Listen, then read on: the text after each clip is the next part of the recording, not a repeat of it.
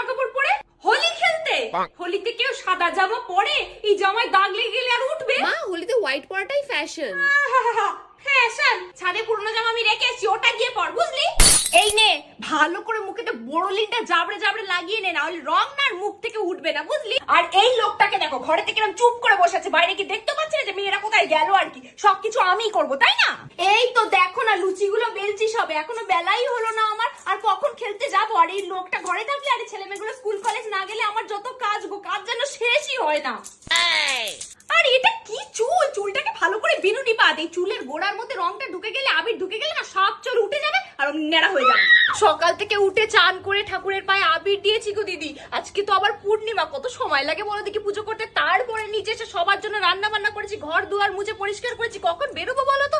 ও বাবা গো, তোরা এসেছিস? দাঁড়া দাঁড়া দাঁড়া বাবু, দেখ তোর বন্ধুরা এসেছে। বাইরেই দাঁড়া। হ্যাঁ বাবু, সবে আমি ঘর ঝাড়পোছ করেছি, বাইরে দাঁড়া। এই তাড়াতাড়ি আয় না রে, দাঁড়া দাঁড়া দাঁড়া। হ্যাপি হোলি দিদি ভাই, কি করছো? সব কখন দোল খেলবে?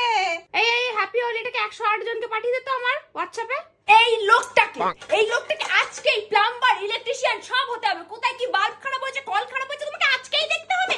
এই নয় যে ওয়াইফকে একটু হেল্প করে দিই, বউকে একটু হেল্প করে দিই, যাতে আমিও গিয়ে একটুখানি খেলতে পারি হোলিটা। সবার ছুটি আছে, আমার ছুটি নেই। আমার ছুটি নেই। মানু, আমি একবারে বলে দিচ্ছি, সব আবির নিয়ে একবারে বেরিয়ে যা। 14 বার আনতে আসবি, 14 বার বেরোবি, আর আমি 14 বার খালি ঘর মুছবো, তা কিন্তু হবে না। বাবু, আরে নারকেল তেলটা মেখে যা। গা থেকে রং না উঠলে না আমি মোটে চান করিয়ে দেবো না, তুই নিজে ঘষে ঘষে তুলবি।